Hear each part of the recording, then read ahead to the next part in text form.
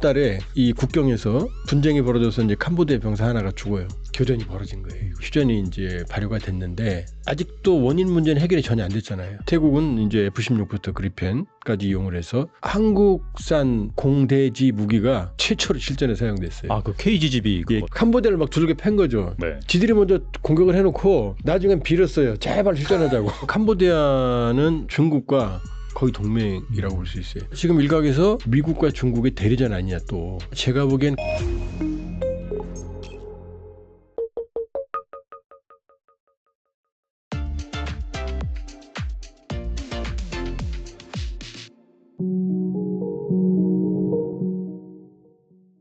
조한범 박사님 모셨습니다. 안녕하세요. 예, 안녕하세요. 네, 박사님 모시고 또 지정학적 국제 정세 하나하나 살펴볼 텐데 갑자기 또 하나의 전쟁이 등장을 했습니다. 바로 태국과 캄보디아의 전쟁인데 두 국가 사이의 전쟁이 발생하게 된 배경은 무엇일까요? 갑작스러운 건 아니에요. 모든 전쟁은 다 네. 이유가 있어요. 그리고 아주 뿌리 깊은 역사적인 배경이거든요. 이번 전쟁은 인도 파키스탄과 유사한 전쟁이라고 보시면 돼요. 왜냐하면 인도가 영국으로 독립하는 게 1947년이거든요. 그 독립하면서 그러니까 그 안에 영토 분할, 종교에 따라 근데 그게 깔끔하지 않았거든요. 그게 카시미르거든요. 그런 것처럼 이번에는 이제 인도 파키스탄 전쟁의 근본 원인은 영국 제국주의였다면 이번 태국 캄보디아 전쟁의 원인은 프랑스예요. 왜냐하면 인도 차이나 반도에서 프랑스가 지금 베트남, 라오스, 캄보디아를 지배했어요. 1954년까지. 그럼 영국은 그 밑에 말레이시아, 말레이 반도 쪽. 그러면 태국은 재밌게도 식민지 피식민 경험이 없어요. 그때 태국은 이제 타일랜드로 이름을 바꾼 건 이제 나중이고 그때는 시암 왕국이라고 하는 왕조 체제였어요. 그러니까 어떻게 되냐면 시암 왕국은 남쪽으로는 말레이시아 쪽에 영국 제국주의, 그 다음에 북쪽 베트남, 라오스, 캄보디아 쪽은 이제 프랑스 제국주의 둘러싸여 있는 거죠. 이게 사실은 태국이 살아남은 이유 중에 하나예요. 왜냐하면 영국과 프랑스가 앙숙이니까 여기서 충돌할 수가 있잖아요. 일종의 완충지대가 되는 거죠. 태국이. 첫 번째. 그리고 또 하나는 시암 왕국은 독립을 지키는 대신 많은 땅을 떼줬어요.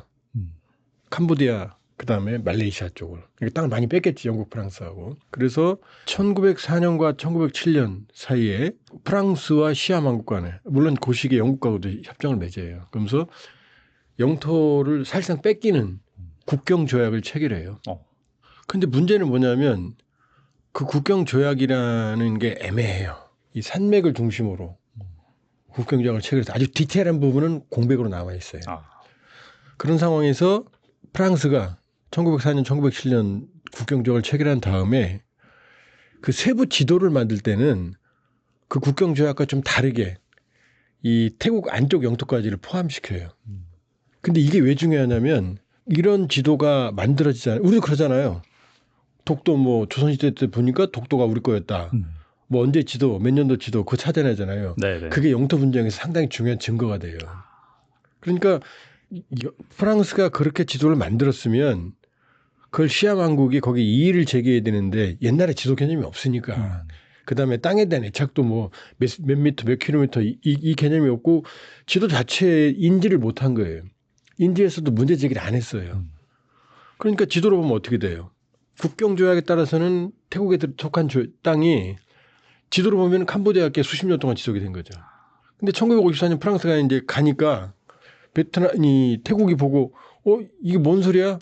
하고 이제 우리 땅이라고 점령해 버린 거죠. 그랬더니 캄보디아가 국제사법재판소에 제소를 해요. 우리 땅이 내들 가져갔다고. 참 아이러니하게도 여기서 태국이 져요. 왜? 그 지도를 장기간 방치했으니까. 그러니까 이제 태국이 짜증나는 거죠. 이제 병력을 빼야 되니까. 그러다 결정타가 이제 2008년경인가 캄보디아가 유네스코 이 세계유산 왜냐하면 그 접경 지역의 상당 부분이 그 과거 크메르 제국이 9세기에서 15세기까지 존재하거든요. 자야바르만 7세라고 하는 캄보디아의 위대한 왕 때는 태국, 미얀마, 라오스 여기까지 다 캄보디아 영토예요. 그러니까 이 상당히 많은 크메르 제국의 이 고대 유적들이 그 태국에도 있는 거예요. 그러니까 이 국경지대에 많은 사원들이 있어요. 예를 들면 이제 제일 문제가 되는 게 프레아 비하르라는 데예요. 그게 아주 유명한 이제 그 힌두교 사원인데 이게 지금 좀 아까 말씀드렸던 국경 분쟁의 네네. 가장 중요한. 그다음에 이번에 전투가 났던 데는 이제 땀돔이라고 다른 지역인데 어쨌든 간에 이게 되니까 태국이 이제 돌아버리는 거죠. 캄보디아 단독으로 지정을 해버렸으니까 국제사법재판소에서 그다음에 이제 유네스코에도 캄보디아가 단독으로 지정해. 그러니까 2008년 9년에 취급받아요. 이게 분쟁의 원인이에요. 그러니까 뭐 복잡한 싸울 수밖에 없는 이유를 알겠죠. 그런데 올해 5월 달에 또 이 국경에서 분쟁이 벌어져서 이제 캄보디아 병사 하나가 죽어요. 그런 상황에서 이번에 이제 그 국경 분쟁이 일어난 쪽에서 이제 태국 군들이 정찰을 하다가 캄보디아가 매설한 지뢰의 폭발로 이제 다수가 부상하는 사건이 발생을 해요. 그랬더니 태국군은 자기들이 다니는 정찰로에 캄보디아가 지뢰를 밟았다. 지뢰를 배설했다. 그다음에 캄보디아는 아니다. 우리 영토에 태국군이 침범해서 지뢰를 밟았다. 이 아까 지도 이 배경을 보면 어떻게 돼요? 둘 양쪽 다 말이 맞을 수 있잖아요. 그렇죠. 네. 여기서 이제 교전이 벌어진 거예요. 교전이. 그래서 24일부터 7월 28일까지 교전을 했고 28일 자정 그러니까 29일부터는 휴전이 이제 발효가 됐는데 아직도 원인 문제는 해결이 전혀 안 됐잖아요. 그렇죠. 이게 경과예요. 여기 경과예요. 언제든지 다시 또 전투가 이어질 수 있는 상황이다. 그런데 좀 이상한 일들이 몇 가지가 있는 게 왜 캄보디아가 어쨌든 처음 교전을 시작한 건 캄보디아거든요. 이 지뢰 사건 말고 BM-21이라고 하는 다연장 로켓으로 태국을 무차별 사격을 했고 그다음에 태국은 이제 F-16부터 그리펜까지 이용을 해서 정밀 폭격을 했고 여러 가지 무기체계를 가지고 공격을 했고 재미있는 게 이번에 한국산 공대지 무기가 최초로 실전에 사용됐어요. 아, 그 KGGB 그거. 예, KGGB라고. 네. 원래 이제 폭탄은 몽탄구리 폭탄이에요. 이렇게 쭉 떨어지면 맞는 건 하늘에 맡기는 거예요. 그냥 조준해지만. 그러니까 너무 확률이 낮잖아요. 네. 최근에는 GPS 유도로 이 활강 키트, 일종의 날개 같은 거 보조 날개를 달아요. 그래서 그냥 떨어뜨려도 입력한 대로 정확한 위치로 가서 맞추는 게 한국한 KGGB예요. 가격이 1억 원밖에 안 해요. 미사일은 수십억 원이거든요. 네네. 그리고 이 KGGB의 특징은 뭐냐면 원래 체계 통합이라고 그래서 미사일과 항공기간에 인티그레이션 통합을 해야 돼요. 서로. 그 작업이 굉장히 많이 어렵고 돈이 많이 들어요.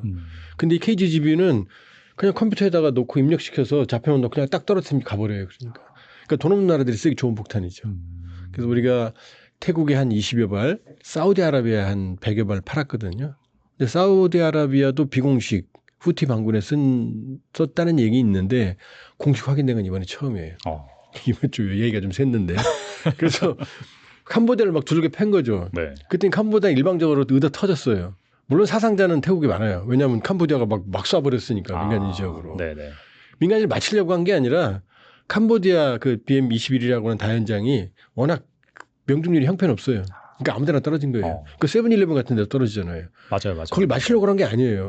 그냥 막 쏘다 보니까 거기 떨어진 거예요. 근데 태국군은 정밀하게 캄보디아 탄약고, 지휘부, 심지어 지금 한 45명 정도 총 전투 사망했거든요. 그중에 캄보디아 장성이 껴 있어요. 피해가 크네요, 그러면.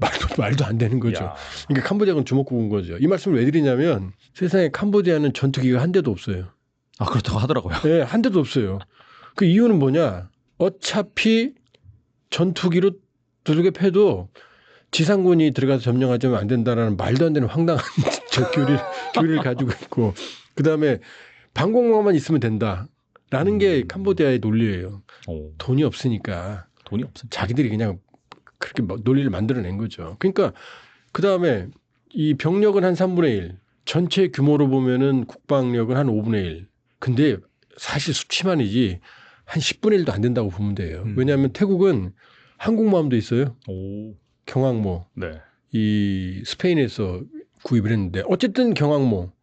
만톤급 내 경항모. 짜끄리 나루에벳이라고 지금 태국 왕실이 짜끄리 왕조거든요. 위대한 짜끄리 왕조라는 뜻이에요. 짜끄리 나루에벳이. 어쨌든 한국마음도 있고 그다음에 아까 KGG 말씀드렸지만 우리가 판 호위함도 있어요. 요 호위함 한쪽만 가도 캄보디아 해군은 근처도 못 와요. 그냥 연안 해군이에요. 쉽게 말하면 그냥 나무 목선에 그냥 어부들이 쓰는데 조금 총 하나 요 정도 좀 과장하면은. 그러면 왜 전쟁을 일으켰냐는 거죠. 또 터지는데. 그러게 말이에요. 그게 질문 드리고 싶은 부분이었어요, 사실. 네. 네. 그러니까 왜 전쟁을 했냐는 거죠. 그러니까 전투가 지들이 먼저 공격을 해놓고 나중엔 빌었어요. 제발 휴전하자고. 그래서 트럼프가 또 개입을 해요. 개입을 해서 참 그놈 관세 진짜 관세 없었으면 트럼프 어떻게 했을지 몰라요. 그 관세 협상을 협박해가지고 양측을 휴전에 도출하는 데 성공하거든요. 물론 중국도 개입했고 실제로는 이제 말레이시아가 역할을 했어요. 그런데 그랬더니 캄보디아가 눈물 나게 고맙다고 트럼프 대통령을 노벨 평화상 후보로 추천을 했어요. 그러니까 왜 지들이 의도 터질 거 알면서 장성까지 죽어가면서 왜 전쟁을 일으켰냐는 거죠. 그럼 파고 들어가 보면 좀 복잡하다. 그리고 이번에는 아마 조심스럽게 전망을 해보면 이제 캄보디아는 의도 터졌으니까 이제 캄보디아보다는 태국 군부 쪽이 다른 마음 먹을 수도 있죠. 일단 휴전을 했어요. 네. 그리고 이제 이번에 또 나오는 게 태국은 미국의 동맹이에요. 맞아요. 네. 네. 그다음에 캄보디아는 중국과 거의 동맹이라고 볼 수 있어요. 론놀이라고 원래 이제 노로돔 시아노쿠 그 사람은 이제 죽어서 왕이었어요. 캄보디아 왕정 체제를 뒤집어 엎은 쿠데타가 론놀 장군이라고 하는 사람이 그 킬링필드가 그때예요. 론놀 장군이 이제 친미예요. 친미 쿠데타를 일으켜서 그 노로돔 시아노쿠가 어디로 망명을 하느냐? 중국으로 망명해요. 중국으로. 그리고 이제 75년부터 79년까지 폴포트 정권 기억나시죠? 킬링필드. 네. 거의 200만 명 내의 학살. 그 지도자 폴포트가 철저한 극단적 모택동주의자예요. 마오이스트였어요. 그러니까 예를 들면 이렇게 손만 하얘도 얼굴만 하얘도 죽였어요. 부르주아라고. 대략 한 인구의 한 4분의 1 정도 죽인 걸로 알려지거든요. 그때 훈센도 그 크메르 루주 폴포트 정권의 일원이었어요. 크메르 과거 영광이죠. 그 루주가 불어로 붉은색이라는 뜻이에요. 붉은 크메르라는 뜻이에요. 네. 근데 이 폴포트 안에서 극단적인 극좌주의가 일어나면서 내부 숙청 작업이 벌어질 때 훈센이 도망가요. 베트남으로 도망갑니다. 훈센은. 그러니까 캄보디아는 또 친베트남이에요. 친베트남이라고 좀 말하기 좀 곤란해요. 그러니까 이 훈센은 어떻게 컴백을 하냐면 79년에 베트남이 캄보디아를 점령합니다. 그때 훈센이 들어와요. 그래서 폴포트 정권은 무너지고 산속으로 도망가고 나중에 결국은 죽었어요. 자연사했어요. 그러니까 이 캄보디아는 베트남에 대해서는 이중적이죠. 훈센은 베트남이랑 친하죠. 그러나 중국에 대해서는 완전한 친중 국가예요, 지금. 그러니까. 그다음에 태국은 친미잖아요, 지금. 미국과 동맹이니까. 그렇죠. 쿠바라 골든이 뭐니 맨날 해병 훈련 매년 해요. 우리도 갑니다, 거기에. 그러니까 지금 일각에서 미국과 중국의 대리전 아니냐 또. 맞아요. 네. 네. 그러나 제가 보기엔 그건 아니다. 왜냐? 트럼프가 갑자기 개입해서 주먹질했잖아요. 끝내 관세. 그다음에 중국도 개입을 했어요. 왜냐? 중국은 아세안에 대한 영향력을 행사하기 위해서 캄보디아는 철저한 친중이지만 그렇다고 해서 태국과도 협력을 안 하느냐? 아니에요. 태국과도 긴밀하게 협력을 하고 있어요. 그러니까 둘이 싸우면 중국이 투자한 태국, 캄보디아 내 자산들이 위험해지죠. 그다음에 아세안에 대한 중국의 영향력이 약화되죠. 그러니까 이거는 미중 간의 대리전이라고 보기는 어렵다. 그러나 다만 트럼프가 개입을 했으니까 이제 캄보디아에 대한 영향력도 이제 미국은 확대하려고 하겠죠. 그러나 미중 간 대리전으로 보기는 어렵다. 이거는. 워낙 황당한 전쟁이었다. 되지도 않는 전쟁. 그러니까 체급이 한 10분의 1밖에 안 되는 캄보디아가 대든 거죠. 그리고 대들고 그다음에 패통탄 총리 실각까지도 초래를 시켜놓고 이제 뒷감당이 안 되니까 지금 이제 그 휴전을 계속 하고 싶어하는 그런 상황인 거예요. 이게 이제 전반적인 상황입니다. 캄보디아가 중국산 무기에 많이 의존한다라고 했는데 뭐 이런 것들이 약간 제 실력을 발휘하지 못했다 이렇게 볼 수도 있는 건가요? 그렇죠? 아니에요. 그것보다 아예 무기 체계가 BM-21이라고 하는 다연장포도 사실 2차 세계대전 때 개념이에요. 생산은 60년대 됐지만 그러니까 쉽게 말하면은 그냥 2차 세계대전 정도의 무기체계라고 보시면 돼요. 해군은 그냥 초계장 정도 한 20척밖에 안 되는 거고, 그 다음에 공군기는 아예 없고, 수송기하고 헬기 정도만 있고, 전투기는 아예 없고, 그 다음에 탱크 이런 것도 50년대, 60년대 생산된, 움직이기나 할까 모르겠어요. 그러니까 이건 중국산 무기냐가 아니고, 그냥 아예 전혀 현대화되지 않은 구식. 그런데 태국은 그나마 전력을 현대화시킨 동남아시아에서 그나마 좀 센 편이죠. 이제 F-16도 있고, 그리펜 전투기도 있고, 그다음 우리한테 사가는 이제 F-50, T-50 계열도 있고, 그러니까 상당히 균형 있는 전력을 갖추고 있거든요. 그러니까 전쟁 자체가 불가능한 거예요. 그러니까 뭐 중국산 무기다, 러시아산 무기다 이 개념이 아니고 아예 무기 체계가 아주 구식이다. 어느 나라째가 중요한 게 아니다. 라고 보면 되죠. 그러니까 장성이 왜 죽습니까? 전투 교류도 없었던 거예요. 왜 죽었느냐? 장성이 전투를 지휘하다가 박격포탄에 맞아 죽었어요. 그럼 뭐냐면 그냥 참호했어요. 앞으로 쏴 이랬다는 얘기거든요. 그건 군사 교류에는 완전히 말도 안 되는 거거든요. 장성이면 안전한 참호 지휘 체계 안에서 있어야 되거든요. 그다음에 이번에 태국군이 이제 드론을 아주 효과적으로 사용했어요. 그래서 맞아요. 처음에 태국군이 드론 사용할 때 태국 내에서 그 회의론이 있었어요. 정글에서 어떻게 드론이 활약을 하느냐. 정글이잖아요. 다. 안 보이잖아요. 밑에가. 근데도 정밀 타격했거든요. 그러니까 태국군이 이제 드론 전술에 익숙해져 있다. 제가 보기엔 아니에요. 캄보디아가 위장을 못한 거죠. 다 보이게 했던 거죠. 사실은. 그냥 다 드러내놓고 그냥 대드론전은 아무 생각도 안 하고 있었던 거죠. 그 정도로 캄보디아는 병력, 이 전술, 교리, 전략 부재, 그다음에 무기체의 낙후성.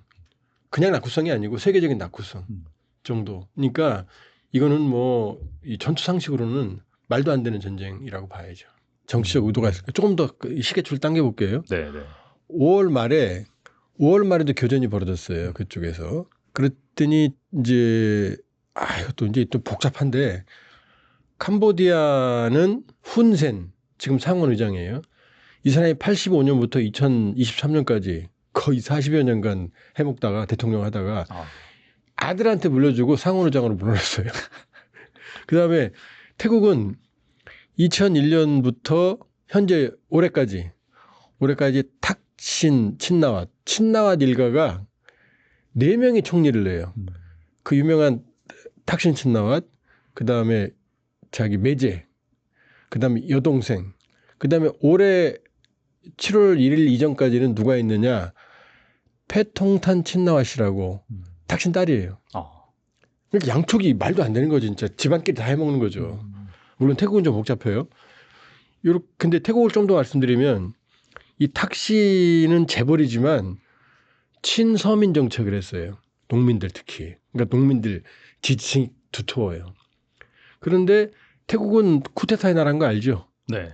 군부가 막강하거든요. 입헌 군주제, 왕정을 입헌 군주제로 만든 쿠데타도 태국이 했고, 저기 군부가 했고. 그러니까 한쪽은 누구냐? 왕과 군부가 결탁했어요. 기득권 세력이에요. 그러니까 탁신은 일반 서민을 대표하는 세력이어서 이 둘이 2000년 이후로는 충돌하고 있는 그런 권력 충돌하는 상황이에요. 근데 탁신도 부정부패의 또 핵심이에요. 사실은. 신서민만 하지. 근데 이 탁신 딸이 지금 5월이면 총리였을 거 아니에요. 탁신 딸이 훈센한테 전화를 걸어요. 이 일로. 그래서 훈센한테 뭐라고 말하느냐. 황당한 얘기를 합니다. 삼촌 그래요. 태국하고 캄보디아는 왼수인데. 태국 총리가 훈센 상원의장 실질적인 권력자인 훈센한테 전화 걸어서 삼촌이라고 그래요. 그만큼 친하다라고 볼 수 그렇죠. 있는 거죠. 그다음에 지금 국경을 관리하는 게 태국 2군 사령관이거든요. 그 분쟁이 있었는데 그 훈센한테 이렇게 말하는 거예요. 삼촌네는 잘못 없어. 우리 2군 사령은 얘가 문제야. 이렇게 얘기를 하는 거예요. 네네. 이 대화가 말이 돼야 안 돼요. 안 되죠. 근데 이걸 훈센이 공개해버렸어요. 이 내용을. 그러면 아니 탁신 딸은 왜 훈센한테 삼촌이라고 그러느냐. 탁신이 쿠데타로 실각을 하거든요. 탁신 아빠지 친나왓이. 해외에 나갔을 때 그러니까 어디로 망명을 하느냐. 바로 캄보디아 훈센한테 가요. 그러면서 훈센하고는 절친이 돼요. 그러니까 집안끼리 어마어마하게 친했을 거 아니에요. 그러면 자 지금 전쟁 왜 일으켰느냐부터 시작해서 또 올라갔잖아요. 그럼 왜 절친 딸을 그래서 탁신 친나왓의 딸 패통탄 친나왓이 지금 그 통화가 공개되면서 우리를 치면 이런 뭐 이해도 안 되지만 우리 쪽 지도자가 일본에 전화 걸어서 삼촌 이렇게 한 거 똑같은 거죠. 우리가 문제라고. 그럼 국민 감정이 어떻겠어요? 뒤집어지겠네요. 뒤집어지죠. 그래서 헌법재판소에서 7월 1일부터 패통탄 탁신딸을 직무 정지시켰어요. 이제 헌재에서. 그러면 아니 왜 절친은 힘들게 만들고 절친 딸은 그다음에 왜 또 공격을 했냐는 거. 두 개 다 캄보디아가 먼저 시작한 거잖아요. 이유가 뭐냐는 거지. 이유가. 곰곰이 생각해 보면 이제 여러 가지 설이 있는데 훈센의 아들 훈마넷이 아버지가 아주 잔혹한 인물이에요. 97년에 쿠데타를 일으켜갖고 그 상대 진영을 제압을 할 때 막 불태워 죽이고 막 참수하고 시신 막 길거리 아주 잔혹함했죠. 전형적인 인물이에요. 훈센이. 근데 이 훈마넷 아들은 아버지만큼은 카리스마가 없어요. 그러니까 원래 이대를 못 가잖아요. 그러니까 지지기만이 불안해요. 첫 번째. 그다음 두 번째는 캄보디아는 사행산업, 관광, 카지노 이게 GDP 50%예요. 여기 스캠부터 시작해서 이 사이버 범죄의 또 온상이에요. 그런데 이게 어떤 문제가 있냐. 이 캄보디아 카지노의 주 고객이 태국인들이거든요. 근데 태국에서 자체적으로 카지노 사업을 확장시켜서 캄보디아에 가는 태국인들의 그 외화 유출을 막으려고 그래요, 지금. 첫 번째. 그럼 이제 캄보디아 짜증날 거 아니에요. 두 번째는 이 캄보디아 내의 인터넷 범죄, 사이버 범죄가 도를 넘었어요. 그러니까 태국인, 그다음에 중국인 특히. 중국인들 막 끌려가서 뭐 죽었네, 뭐 고문 받았네, 뭐 그 스캠 범죄에 동원됐네 이런 게 많이 나오잖아요. 그러니까 중국도 캄보디아는 친중이거든요. 그러니까 중국도 자국의 피해가 우려되니까 이제 경고하는 거죠. 그다음에 유엔도 직접 경고했어요. 캄보디아에 그 스캠 범죄. 그러니까 훈센 입장에서는 이걸 이제 내버려둘 수가 없는 거예요. 그러니까 단속을 하기 시작을 한 거예요. 그러니까 또 어떻게 돼요? 여기 밥 먹고 사는 사람들이 반발하기 시작하는 거죠. 그러니까 캄보디아 내부의 여러 가지 사행산업의 위기 불만 이게 커지니까 훈센 정권이 흔들리니까 네네. 그러니까 이제 민족주의 제고를 위해서 공격을 했다. 이 설이 이제 상당히 유력해요. 결국엔 그 내부의 그 불만을 좀 잠재우기 위해서 도발을 한 거군요. 그런데 이제 그러니까 일단은 사고는 쳤지만 이제 캄보디아가 그러니까 소기의 목적을 달성을 하려는 그 끝나면 괜찮은데 이번에 이제 태국이 문제예요. 태국 군부가 아주 강경해요. 그러니까 빌고 빌어서 지금 이 캄보디아가 빌고 빌어서 휴전했는데 태국 군부는 더 전쟁을 또 할 생각이 있어요. 그것도 왜 그러느냐? 제가 지금 말씀드렸잖아요. 탁신이 대표하는 이 친서민 이쪽 정권과 이 지지층과 그다음에 군부와 왕실 이 결탁하는 지배계층 연합이 있다고 그랬잖아요. 이 둘이冲突하잖아요. 그러니까 아무래도 이 군부는 이 탁신 쪽 서민적 지지층이 없잖아요. 그러니까 맨날 욕먹는단 말이에요. 구태타만 하니까. 그러니까 태국 사람들은 태국 군부를 방구석 여포라고 생각해요. 시민들만 괴롭힌다고. 네네. 근데 이번에 어떻게 됐어요? 기회가 좋잖아. 첫 번째, 이런 체급도 안 되는 것들이 날 건드려. 그러니까 일방적으로 지금 어마어마한 타격을 줬단 말이에요. 캄보디아 장성까지 죽었으니까요. 측근이었어요. 훈센 측근이었어요. 근데 왜 전쟁을 계속하려고 그러느냐? 태국 군부는 이제 좀 폼 좀 나거든요. 이제 태국 국민들이 박수 칠 거 아니에요. 우리 군부가 방구석 여포가 아니야 이럴 거 아니에요. 그러니까 태국 군부는 계속 전쟁을 더 하고 싶어요. 그래서 이게 아주 불안한 휴전이 형성이 됐는데 원인 문제가 해결이 안 됐으니까 네네. 그 영토 문제를 합의를 볼 수가 없잖아요. 캄보디아는 캄보디아 나름대로. 왜냐하면 뭐 따문똠이나 프레아비헤아라 이런 것들은 우리를 치면은 뭐라고 그럴까요? 그 고대 아주 자랑스러운 유적들이거든요. 그러니까 이걸 포기할 수가 없죠. 그다음에 태국 입장에서는 엄연한 국경조약이 있는데 그 국경조약을 세밀하게 들어가서 이제 디테일하게 이 규정을 해야 되는데 그게 되겠어요? 그러니까 언제나 또 붙을 수 있다.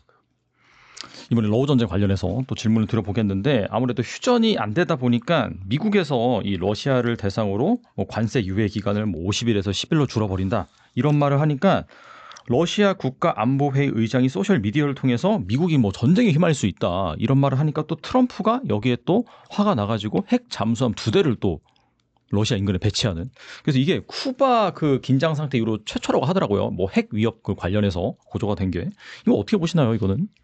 원래 이제 정리를 하면 50일 유예 기간을 줬죠. 네네. 그리고 트럼프가 경고했던 게 세컨더리 생션, 2차 제재, 관세 최대 100%. 무슨 얘기냐?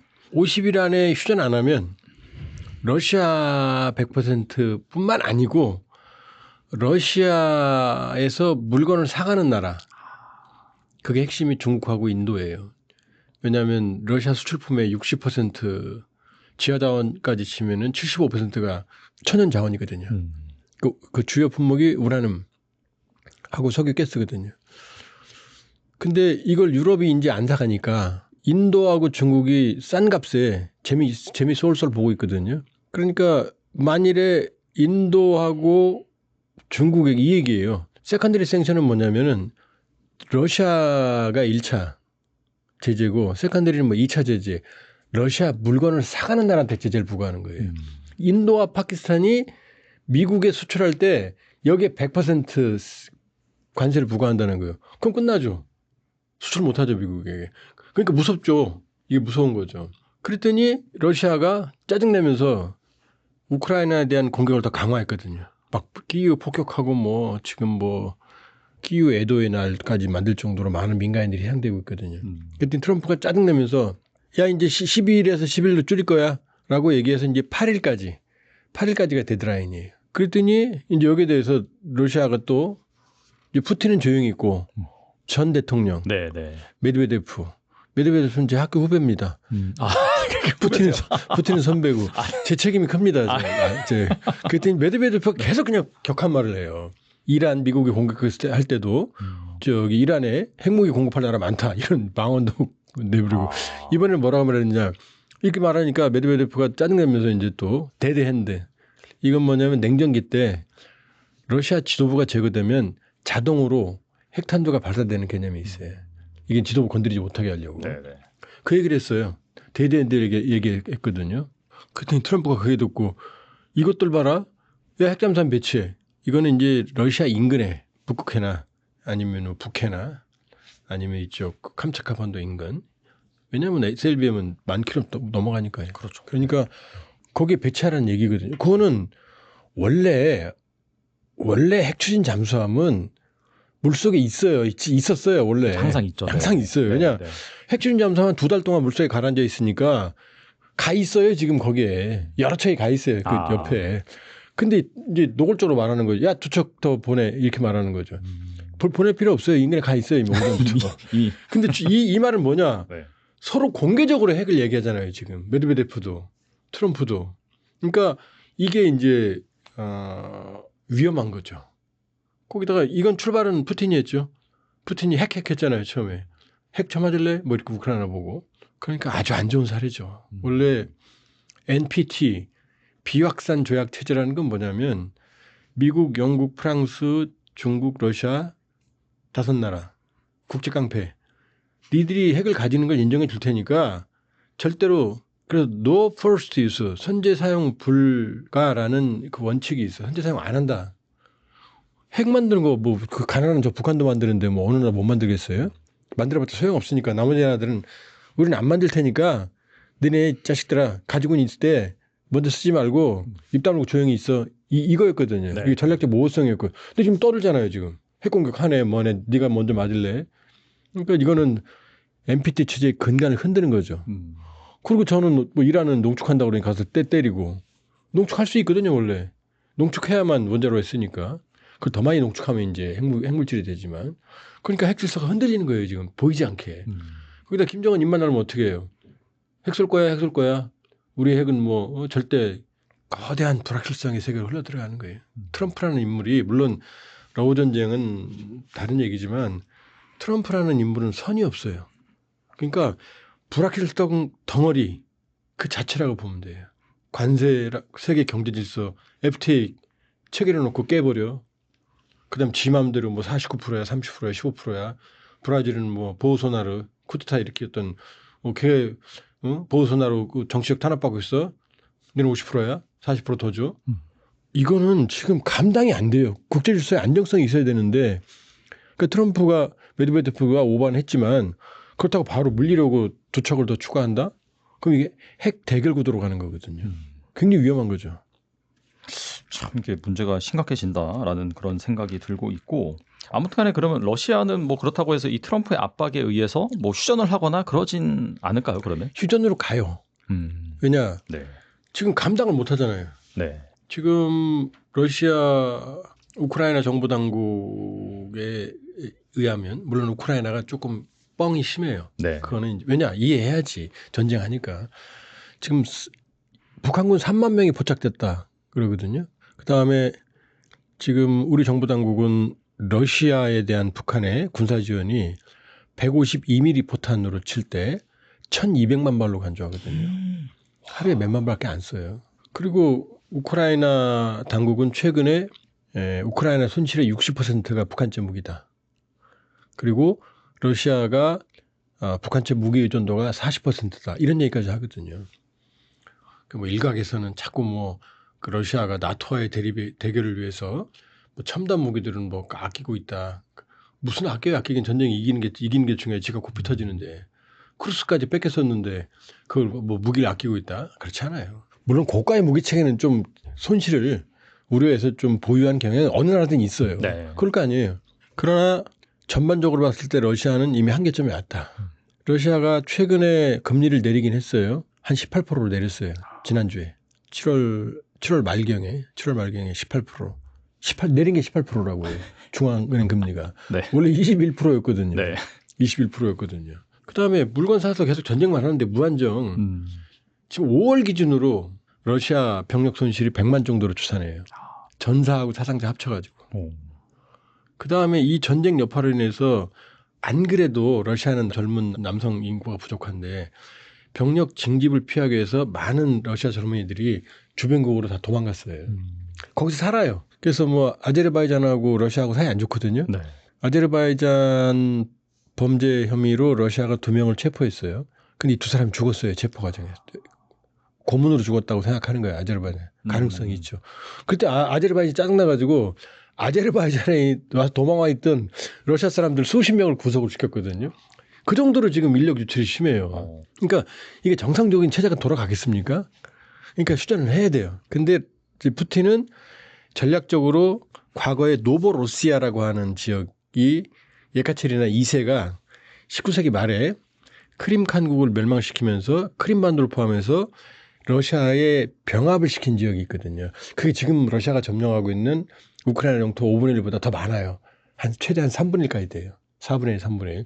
여기까지 다 확보한 다음에 끝내려고 했거든요. 그러니까 끝내려고는 한 거예요. 우크라이나 전체를 점령할 능력도 안 돼요. 그리고 대공세가 불가능한 상황이에요. 네. 그런 상황이어서 어차피 휴전은 갑니다. 또 우크라이나는요. 어차피 전쟁 수행의 절반을 해외에 의존하고 있거든요. 언제까지 가겠어요. 그래서 어차피 양쪽 다 휴전을 할 생각은 있었어요. 그래서 벌써 휴전 협상 3번 했잖아요.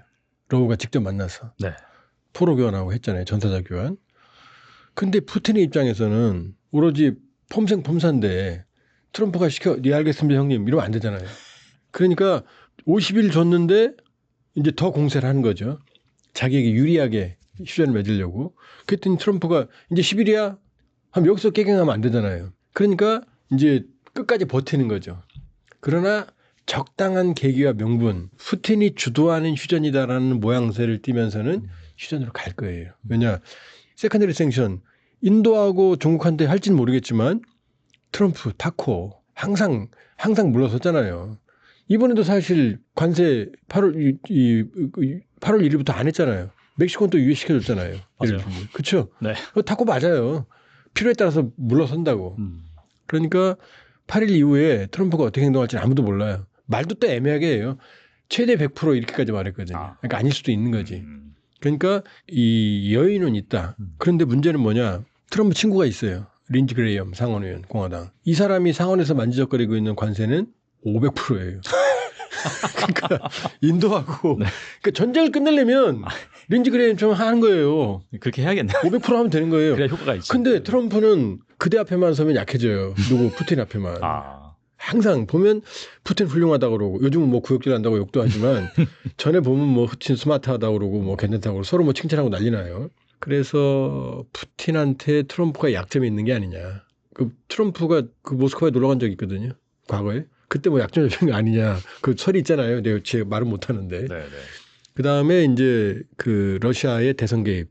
그 특검에 증거는 못 찾았지만 개연성 정황은 있다고 이제 추정이 되거든요. 그런 것들. 그래서 왜 트럼프가 왜 세게 못하느냐. 그냥 내일부터 500% 그럼 끝날 거 아니에요. 그러면 중국하고 러시아, 인도가 뭐 물건 살 수 있어요? 러시아 물건? 우라늄하고 원유를 살 수가 없잖아요. 근데 안 그러잖아요. 계속 기간을 주잖아요. 50일이야? 게다가 막 뭐라고 하니까 봐라 50일 했는데 더 때리지 그러니까 약 올르지 그러니까 10일 이렇게 얘기했거든요. 근데 또 모르죠. 또 그때 가서 어떻게 할지. 그러니까 휴전으로는 가긴 간다. 양쪽 다 지쳤다. 러시아, 우크라이나. 휴전으로는 가지만 그러나 푸틴이 트럼프한테 굴복하는 모습은 보이고 싶지 않을 거다. 그러니까 메드베데프가 막 헛소리하는 거잖아요. 푸틴의 얘기를 하면 담을 수가 없으니까 메드베데프 시켜갖고 지가 더 설치는 거죠. 메드베데프가. 둘이는 뭐 자웅동체예요. 학교 선후배고. 그러니까 메드베데프 하는 말은 푸틴 말이라고 보면 되죠. 근데 푸틴이 말하면 이제 체면 떨어지니까. 그러니까 간다. 휴전을 해야 되는. 그러니까 러시아로서는 사실은 전술적으로는 뭐 우크라이나 영토 5분을 얻었으니까 네. 상당히 짭짤하죠. 그러나 전략적으로는 이제 어마어마한 감당하지 못할 이제 후폭풍에 이제 직면하게 되죠. 왜냐하면 EU가 GDP 5%. 맞아요. 네. 근데 5%는 아니에요. 3.5%예요. 직접 국방비는. 예를 들면 우리가 이번에 3,500억 달러 미국에 투자하기로 했잖아요. 그중에 1,500억 달러가 조선이잖아요. 네. 미국 조선업 부활인데 그 조선업은 사실은 미국 군함 찍어내는 그 기능을 확보시켜주는 거거든요. 그렇죠. 네. 그럼 그것도 국방비로 치는 거예요. 1.5%는. 이게 이런 개념이에요. 그러니까 실제로는 3.5%거든요. 근데 EU, 나토, EU의 GDP가 러시아의 10배거든요. 독일만 해도 러시아의 2배예요. 근데 지금 러시아가 국방비 전쟁 중에 6.3% 쓰거든요. GDP에. 네. 근데 독일이 2배라고 그랬잖아요. 3.5% 쓰면 어떻게 돼요? 7%잖아요. 독일만 해도. 와. 독일 하나만 도 감당이 안 되는 거예요. 라인메탈이니 하데반이 뭐 유럽의 BAE 시스템즈니 프랑스 다소라든지 뭐 레오나르도라든지 쟁쟁한 업체들이 군비 확충에 나섰거든요. 미국산 무기 사들이고 그리고 이제 점차적으로 나토는 자급자족 할 거예요. 네. 무기도 충분한 능력이 되거든요. 그럼 GDP 10배인 나라랑 군비 경쟁이 되겠습니까? 근데 자꾸 막 이상한 데서 뭐 나토와 새로운 정원 전쟁을 준비한다. 아니 이 대표님 같으면 10배인 나라랑 군비 경쟁하고 싸움 경쟁하고 싶겠어요? 역습이랑? 안 되죠. 그러면. 안 되죠. 네. 전선이. 지금 핀란드가 중립국이었거든요. 네. 핀란드가 이번에 나토에 가입했잖아요. 핀란드는 2차 세계대전 때 겨울전쟁이라고 그래서 네.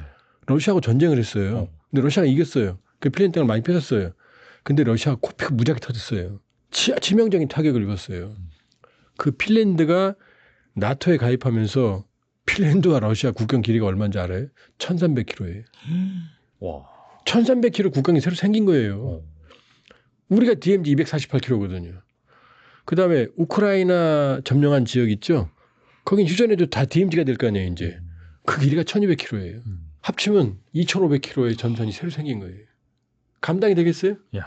감당 안 되죠. 근데 전쟁을 또 한다고요? 도대체 무슨 근거로 새로운 나토와 전쟁을 준비한다고 하는지 모르겠어요. 나토는 이제 군비 3.5% 그게 2035년까지니까 네. 트럼프 나가면 입시 쓸 거예요 아마. 그러나 나토 입장에서는 이제 철이 좀 들었죠. 아 우리 그동안 너무했어. 흥청망청 먹고 살았어. 무기 좀 살 거예요. 거기다 제일 무서운 게 독일이잖아요. 그동안은 눈치 보면서 나치 그림자에서 무기 같은 거 이런 거 이제 조심조심 했거든요. 네. 근데 이제 날개를 달았잖아요. 트럼프가 더 사려는 거잖아요. 독일의 재무장. 거기다가 독일이 지금 우경화하고 있잖아요. 맞아요. 유럽 전체가 우경화하고 있잖아요. 독일 민족주의가 안 살아나겠어요? 물론 독일은 건강해요. 그러나 이 민족주의적 영향은 점점 커질 거고 그러면 재무장, 과거의 영광, 군사 강국의 향수가 고개를 들 거예요. 지금 AFD, 대한정당이 바로 나치 정당이잖아요. 제2정당까지 갔었잖아요. 지금 난리예요 유럽이. 프랑스 르펜 그거, 이태리 멜로니 무솔리니 후에. 영국 개혁당 이거 극우 지금 난리예요 난리. 그러면 유럽의 우경화와 함께 유럽의 재무장화가 이루어져요. 이걸 러시아 감당해요? 우크라이나는요. 휴전하면 또 어떡하겠어요. 풀을 뜯어먹더라도 이제 무기는 사자 이럴 거 아니에요. 그럼 우크라이나도 재무장할 거라고요. 모든 돈을 들여서 무장할 거라고요. 그러면 이걸 러시아가 감당해요? 인구는 5분의 1밖에 안 되고 GDP는 10분의 1이고 그다음에 국방비도 이제 어마어마하게 쳐질 텐데. 이미 낮춘다고 얘기했잖아요. 너무 많이 써가지고. 그러니까 네. 푸틴이 그랬잖아요. 나토가 5%, 3.5% 쓴다고 그러니까 웃으면서 우린 낮출 거야 이랬잖아요. 그 비웃는 거라고 그랬지만 그게 아니에요. 감당이 안 돼요 지금. 그다음에 전후 복구해야 될 거 아니에요. 이제 러시아가 점령한 지역을 복구 안 하면 쓸데없는 땅이 되잖아요. 여기 천문학적 자원이 또 들어가잖아요. 전쟁에서 돈 날려, 복구하느라고 돈 날려. 그다음에 유럽은 재무장에 등골이 휘는 거죠. 등골이 휘는 거죠. 그러니까 러시아 입장에서는 하루라도 빨리 휴전해야죠. 그나마. 그러니까 휴전으로는 가기 전에 촛불이 마지막에 확 타잖아요. 그걸 보시면 돼요. 빠르면 올해 안에 된다. 더 빠르면 가을 정도에 될 수도 있다. 그러나 어느 경우든 푸틴으로서는 체면에 손상이 가는 모습은 보이고 싶지 않을 거다. 트럼프도 계속해서 지금 뱉어놓은 게 있잖아요. 50일이야? 열흘이야? 또 안 해? 그럼 진짜 트럼프 타코가 되는데. 그 트럼프는 갈수록 코너로 몰리잖아요. 자기가 뱉어놓은 말이 있으니까. 24hours 벌써 뭐 얼마 지났어요? 1월 20일 날 취임했잖아요. 지금 6개월도 지났잖아요. 벌써. 7개월, 8개월 지나갔는데. 그럼 트럼프는 체면이 말이 아니죠. 지금 뭐 인도 파키스탄 중재 자기가 중재했다 그래. 이번에 태국 캄보디아 자기가 중재했다 그래. 그다음에 지금 이란도 때려버렸어.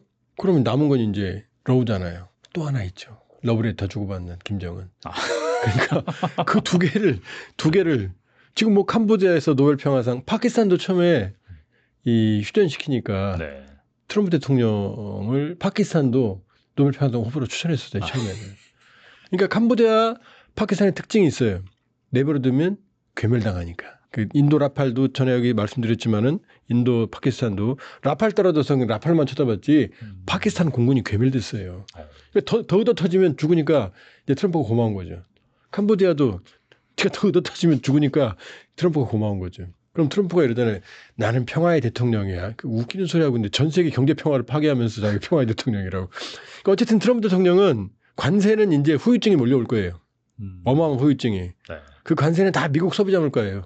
그러니까 주변국 삥 뜯은 것 같지만 사실은 미국 소비자 삥 뜯는 거예요. 그 다음에 우리 3,500억 달러, 그 다음에 일본 5,500억 달러, EU 7,000억 달러, 막 그렇죠. 합친 몇억 달러예요. 거의 2조 달러, 거의 한 1조 5천억 달러 되죠. 네. 그 미국에 투자할 데가 있겠어요? 그만큼? 지금 제조업 붕괴되어 있는데 그것도 몰라요. 가봐야 알아요. 그러니까 이건 미국 소비자 물가는 이제 폭등할 거고 후유증이 관세는 들어오겠죠. 네. 그러나 또 BBB 뭐였어요? 감세 정책을 했잖아요. 관세 들어와봤자 감세가 10년간 4조 5천억 달러 추산되거든요. 관세는 3조에서 4조 사이로 돼요. 10년 동안. 더 작잖아요. 그렇죠. 이게 들어와봐야. 그러니까 모스크바 열받아 나간 거 아니에요. 자기는 국가부채 해결하려고 그러는데 트럼프가 사고 치니까 수입은 없애버리니까. 이 말씀을 왜 드리냐. 경제에선 재미 못 볼 거다. 제가 보기엔. 제가 하도 장담을 많이 해서 많이 틀렸고 혼나는데 재미 못 볼 가능성이 저는 네네. 거의 확실하다고 봐요. 볼 수가 없어요. 수백 년 된 관세 정책을 왜 안 썼겠어요, 사람들이. 그러면 남는 건 뭐죠? 트럼프는 이제 안보 쪽은 눈에 보이잖아요. 러우 전쟁 휴전하면 저 성과가 있잖아요. 캄보디아, 태국, 인도, 파키스탄. 근데 이스라엘도 지금 이제 점점 좀 국제적으로 고립되잖아요. 네, 맞아요. 너무 잔인하니까. 지금 G7 국가 중에서도 캐나다까지 팔레스타인 국가 인정한다. 점점 고립될 거예요, 이스라엘. 그럼 이스라엘도 이제 문제 해결하게 돼 있어요. 그러니까 정리하게 돼 있어요. 네. 그러면 이제 러우만 끝내면 근데 김정은 만나서 해거리고 둘이 사진 찍으면 이제 노벨 평화상으로 가는 거죠. 그러니까 러우 전쟁은 트럼프가 더 개입을 할 거다. 이렇게 볼 수 있죠. 앞서서도 이 러시아가 북한에 많이 의존하고 있다라고 했는데 최근에 우크라이나 매체는 북한이 러시아에 최대 3만 명에 이르는 군 병력을 우크라이나 전선에 배치했다 그렇게 밝혔거든요. 이것 좀 어떻게 볼 수 있을까요? 더 갈 거예요. 아. 더 갈 가능성이 높아요. 거예요가 아니고 더 갈 가능성이 높아요. 왜냐? 말씀드렸잖아요. 네. 우리가 248km DMZ에 양측 대치군이 수십만이거든요. 남북한이. 근데 러우 전쟁은 전선의 길이가 1200km라니까요. 그럼 이 휴전을 해도 이 1200km에 1km에 1개 소대만 놔도 얼마예요 지금. 소대가 1200개가 필요한 거 아니에요. 그 병력이 있냐고요. 러시아가. 없단 말이에요. 그러니까 전쟁은 전쟁을 해서 병력이 필요하고 북한 병력이. 그다음에 휴전하면 사실은 더 많은 병력이 필요해요. 그러니까 우리가 그 우크라이나 이 베트남 전쟁 64년부터 73년인가 약 한 10년 정도 파병을 했거든요. 그때 최대 5만 명이 주둔했고요. 그리고 연인원 32만 명이 갔어요. 그러니까 평균 잡으면 매년 3만 명은 주둔했다는 얘기잖아요. 근데 월남전은 베트남 대게릴라전이었거든요, 주로. 근데 이건 전면전이잖아요. 전쟁이 끝나면 지금은 이제 북한군은 북러 조약에 의해서 상호 군사 원조를 할 때는 네. 침공을 받아서 전쟁 상태에 놓이게 될 때라고 되어 있거든요. 지금 러시아가 점령하고 있는 5분의 1 땅은 러시아가 침공을 한 거잖아요. 그러니까 여기는 안 가 있어요. 인민군이 현재까지는. 쿠르스크, 우크라이나한테 침공 받은 지역 네. 여기가 있거든요. 근데 전쟁이 휴전이 되면 러시아는 이미 이 남부 지역을 병합을 해버렸거든요. 그럼 이 러시아 땅이라고 우길 거거든요. 그럼 여기도 들어갈 수 있는 거지 이제 북한군이. 러시아 땅이 돼버렸으니까. 그러니까 지금 규모로 본다면은 2024년 10월 초에 11,000명, 올해 1월에 3,000명 추가 파병, 3,000명이 손실분을 충족하는 거예요. 그러니까 최소 3,000명은 손실됐다는 얘기죠. 그다음에 6월 쇼이구가 안보서기가 평양에 가서 6,000명 추가 파병 공병대, 지뢰제거부터 제공까지. 그럼 2만 명이죠. 네. 그런데 우크라이나가 그 직후 추가 최대 3만 명이 더 올 거다 이렇게 얘기했거든요. 그리고 최근에 우크라이나 보안국이 3만 명이 지금 포착이 됐다. 이렇게 흐름 가는 거거든요. 그러니까 전쟁이 계속되든 아니면 휴전을 하든 북한군 병력은 더 갈 거다. 그리고 북한이 해외 건축, 토목을 할 때는 인민군대가 가요. 7천국, 8천국이라 그래서 7천국은 건축, 8천국은 토목이거든요. 얘들이 됐더니 건설 여단 애들이 이제 대규모로 파병될 수가 있죠. 그러니까 어느 경우든 북한군은 더 갈 거다. 그리고 이제 쿠르스크 같은 경우는 우크라이나가 침공을 한다잖아요. 거기다 회복했어요. 근데 지금 여기서 계속 밀고 밀려요. 접경 지역에서. 그러니까 우크라이나는 북한군이 이제 우크라이나 영토로 들어올 거다라고 계속 경고하고 있거든요. 그 얘기예요 지금. 쿠르스크에 파병된 애들이 네. 쿠르스크 안에만 있지는 않을 거 아니에요. 전투하면. 따라서 향후에도 인민군은 지속적으로 갈 가능성이 있다. 단기적이 아니라 월남전 우리가 10년 정도 파병했다는 걸 감안할 때 네. 북한군도 장기 갈 수 있다. 그리고 북한 특수부대 말이 특수부대지. 우리를 지금 그냥 전투할 수 있는 부대라고 네, 보시면 돼요. 병력을 한 20만 정도 보거든요. 그럼 그중에 뭐 지금 2만 명 관계 확인됐는데 공병까지. 그중에 한 5만 가도 여력이 있거든요. 북한군 병력은 최대 90만에서 128만까지 보거든요. 근데 아마 128만은 아닐 거예요. 100만 내외라 치더라도 나머지는 이제 전투병력 보충이 가능하죠. 저는 임무 전환하면 되니까 그동안. 그러니까 지금 북한은 러시아 지원에 총력을 기울이고 있다. 지금 휴전선 조용하죠. 네. 쓰레기 봉투 안 날라오고. 맞아요. 네. 그다음에 뭐 긴장 일으켰다 이런 얘기 전혀 없죠. 왜냐? 지들이 지금 쫄아 있거든요. 러시아에 전방에 있던 무기까지 다 뽑아 보냈거든요. 곡산포 같은 거. 러시아가 워낙 급하니까. 그다음에 1,200만 탄약을 보냈으면 그 생산이 보충이 됐겠어요? 아무리 생산해도. 구형 탄약까지 다 보냈는데 오히려 북한이 안보 공백이 있는 거예요. 러시아 지원 때문에. 병력은 더 갈 거고. 여력이 있지만 그 병력이 북한에 있을 때랑 갔을 때랑 공백이 생길 거 아니에요. 거기도 많은 수가 손실됐는데. 그러니까 그렇게 보면은 북한과 러시아의 군사협력은 계속된다. 무기도 더 갈 거고 병력도 더 갈 거다. 이렇게 볼 수 있죠.